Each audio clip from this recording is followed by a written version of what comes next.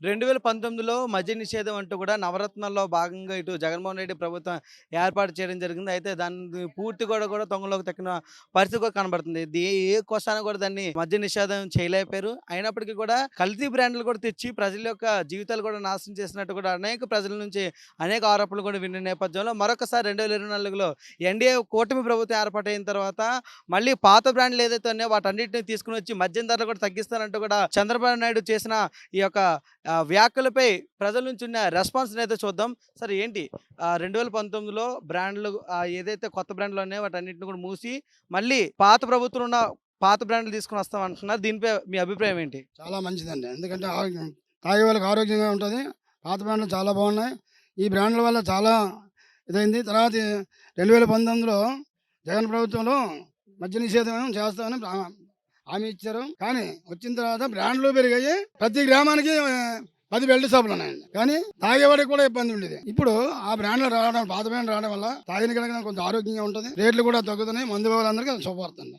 రాష్ట్రంలో మళ్ళీ పాత మద్యం ఏదైతే ఉన్నాదో ఆ బ్రాండ్‌లన్నీ కూడా రాబోతున్నాయి. దీనిపై మీ స్పందన? గతంలో ఈ జగన్మోహన్ రెడ్డి పరిపాలనలో మందు సప్లై చేసేదంటే అది మందు కాదు, విషం. పిల్లల భవిష్యత్తుతోని ఆడుకొని, జీవితాలతో ఆడుకొని నాసిరకం మందులు సప్లై చేసుకొని విషం సప్లై చేసి ఈరోజు చాలా మంది హెల్త్ ప్రాబ్లం వచ్చి చనిపోయే పరిస్థితి వచ్చింది. చాలా మంది చనిపోయారు కూడా ఇలాంటి నాసిరకం మందులు వేయడం వల్ల. దీనికి ఏంటంటే పెద్ద పెద్ద సంస్థలు ఉన్నాయి, మెక్డోల్ కంపెనీలు అని అవన్నీ మంచి కంపెనీలు ఉన్నాయి. అటువంటి కంపెనీలు కూడా వీళ్ళకి జగన్మోహన్ రెడ్డికి పార్టీ ఫండ్ ఇవ్వలేదని చెప్పేసి అటువంటి కంపెనీలు కూడా ఏది రానివ్వకుండా ఈయన ఈరోజు చేశాడంటే పరిపాలన చేయలేదు. ఆ పరిపాలన కాకుండా ఈ జగన్మోహన్ రెడ్డి వైన్స్ వ్యాపారం చేసుకున్నాడు రాష్ట్రంలో. అలాగే అన్ని కూడా ఇసుక వ్యాపారం అని, ఈ వైన్స్ వ్యాపారం అని వ్యాపారాలే చేశాడు తప్ప రాజకీయ పరిపాలన ఇదనేది అయితే జగన్మోహన్ రెడ్డి చేయలేదు. మళ్ళీ పాత పద్ధతి ఏదైతే పాలసీ ఉందో ఆ పాలసీ ప్రకారం ఓపెన్ టెండర్లు ఆక్షన్లు పెట్టి ప్రజలకు నాణ్యమైన మందు ఆరోగ్యపరంగా ఉండేటట్టుగా ఒక క్వాలిటీ మెయింటైన్ చేస్తూ అటువంటి మందు సప్లై చేస్తారని చెప్పేసి ప్రజలు ఎంతొంత మందు అలవాటు ఉన్న వాళ్ళు ఎదురు చూస్తున్నారు. పాలన పూర్తిగా నిషేధం చేస్తానన్న జగన్మోహన్ రెడ్డి అదే నినాదంతో కూడా ఎలక్షన్‌లోకి వెళ్తానన్నాడు. ఇప్పుడు ఎలక్షన్ కూడా పూర్తి అయిపోయింది.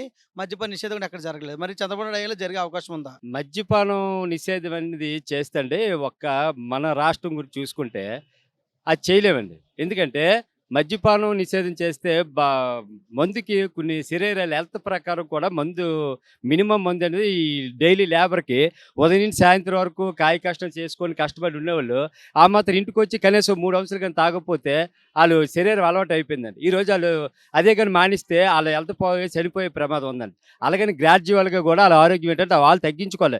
గ్రాడ్యువల్గా వాళ్ళ ఆరోగ్యం కాపాడుకుంటూ ఏదో పొద్దున్న కష్టపడి వచ్చి ఒక 3 అంశాలు తీసుకున్నట్టు అది ఒక టానిక్ మెడిసిన్ లాగా తీసుకున్నట్లయితే పర్వాలేదండి. లేదు పూర్తిగా మనం మద్యపానం నిషేధం చేస్తుంటే అది పక్క రాష్ట్రాలకు వెళ్ళిపోయి కూడా తాగి ఆరోగ్యాలు పాడు చేసుకుంటారు. గతంలో కూడా ఇలాగ మద్యపానం నిషేధం పెడితే మన ఆంధ్ర ప్రజలందరూ కూడా దొంగచాటున పక్క రాష్ట్రాలు తెచ్చుకొని తాగవలసి వచ్చిందండి. అది దానివల్ల సుఖం లేదండి. రాష్ట్రంలో మళ్ళీ పాత బ్రాండ్‌లు రాబోతున్నాయి. దీనిపై మీ స్పందన? పాత బ్రాండ్‌లు వస్తే అందరికీ కూడా ఆరోగ్యకరంగా మందు ఇస్తున్నారు. ఇప్పుడు ఇదివరకు మందు అనేది బాగోలేదు. చాలా మందికి అనారోగ్యాల పాలయ్యి హాస్పిటల్లో జాయిన్ అయ్యి చాలా ఇబ్బందులు పడుతున్నారు. అదే రకంగా ఈరోజు ఈ విధానం తీసుకురావడం చాలా సంతోషదాయకము. అంటే తాగే వాళ్ళకి మాత్రం ఉత్సాహాన్ని పెంచుతుంది. అలాగనే ఆరోగ్యం బాగుంటుంది. మధ్య ధరలు కూడా తగ్గించి ఇచ్చేస్తారని ఆలోచించడం మాత్రం చాలా మంచి పరిణామం అండి ఇది. ఈ విషయానికైతే మాత్రం అందరూ యాక్సెప్ట్ చేయాలి. అదీ కాకుండా రాబోయే రోజుల్లో ఇంకా మంచిగా జరగాలని మా అభిప్రాయం అండి. ప్రజలందరూ బాగుండాలి, సుభిక్షంగా ఉండాలనే ఆలోచనతోని మామూలు కూలేవాడు బయటికి వెళ్ళి పనిచేస్తే సాయంత్రం అవ్వగానే వాళ్ళు ఏదో కొద్దిగా వేసుకుంటే ఆ రిలాక్స్ అనేది వస్తుంది. దాని మీద చాలామంది పేదవారు చాలా ఇబ్బందులు పడ్డారండి. గతంలో రూ. 60 తయారైన మందుని రూ. 230, రూ. 240 అమ్మాడు. దీనివల్ల చాలా దోశాడు రాష్ట్రాన్ని. అదీ కాకుండా ఇప్పుడు కొత్త పాలసీలు తేవడం మాత్రం చాలా సంతోషంగా ఉందండి. ఎందుకంటే నిరుద్యోగ సమస్య చాలా వరకు క్లియర్ అవుతుంది.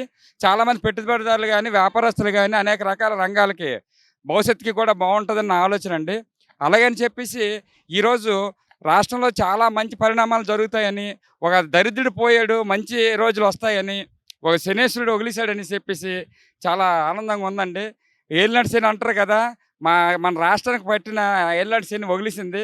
ఈరోజు రాబోయే రోజులు ఇంకా బాగుంటుందని చెప్పేసి నేను కోరుకుంటున్నాను. ఇదే పరిణామం జరిగితే ఇంచుమించుగా 20 సంవత్సరాల వరకు మళ్ళీ పార్టీ రూలింగ్లో ఉంటుందని నేను భావిస్తున్నానండి. పాత పాలసీ గవర్నమెంట్ పాలసీ పెట్టి చాలా నీచమైన దరిద్రమైన మందు తీసుకొచ్చి ప్రజల ప్రాణాలతో చాలా ఈ జగన్మోహన్ రెడ్డి కారణం చనిపోవడానికి కారణం ఈయన కారణం అయ్యాడు. ఆ పద్ధతి పోయి మళ్ళీ కొత్త పాత పద్ధతిని చంద్రబాబు నాయుడు గారు మరి ఆయన అవలంబిస్తాను అంటున్నారు. దానికి ఆయనకి శుభాకాంక్షలు చెప్పుకోవాలి. ఆ సిస్టమ్ మంచిదని మేము భావిస్తున్నాం. ధరలు కూడా తగ్గే అవకాశం ఉంది. ఎప్పుడైతే 2019, 24 ఉన్న ధరల కన్నా తగ్గిస్తానంటున్నారు. తగ్గిస్తారని అన్నారు. తగ్గిస్తే మంచిదే. తగ్గిస్తే మంచిదేనండి. పేదవాళ్ళకి మంచిది. లేకపోతే ఈ రోజు 2,250 రూపాయలు 300 ఇచ్చి కొనుక్కోవాలనుకుంటే చాలా ఇబ్బంది పడుతున్నారు. కష్టాన్ని ఈ మందుకే ప్రజలు పెట్టవలసి వస్తుంది. చంద్రబాబు నాయుడు గారు ఈ పేదవాళ్ళు ఆలోచించి తగ్గిస్తే మంచిదే. అంటే ఆల్రెడీ ఇప్పుడు మందు కోసం పక్క రాష్ట్రాలు కూడా వెళ్ళి చూస్తున్న పరిస్థితి కూడా మనం చూసాం గత 5 సంవత్సరాల్లో. ఇప్పుడు ఆ పరిస్థితి ఉంటుందా? తగ్గుముఖ అవకాశం ఉందా? మరి ఈ పాత రేట్లలో ఇదే పాత రేట్లలోనే పెట్టినట్టుగా పక్క రాష్ట్రాలకు వెళ్ళవలసిన అవసరం ఉండదు కదండి. మరి ఏమైనా రేట్ డిఫరెన్స్ ఉంటే పక్క రాష్ట్రాలకు వెళ్తారు. ఆ పరిస్థితి ఆ పక్క రాష్ట్రాల కంటే ఇక్కడే మెరుగ్గా ఉంటే వెళ్ళే పరిస్థితి అయితే ఉండదు. తగ్గిస్తారని మేము భావిస్తున్నాం. చంద్రబాబు నాయుడు గారు తగ్గిస్తాను, మేము క్వాలిటీ వైన్ అందిస్తాననేసి మరి చెప్పడం జరిగింది మీటింగ్లో. దానికి కట్టుబడి ఉంటారనేసి మేము భావిస్తున్నాం.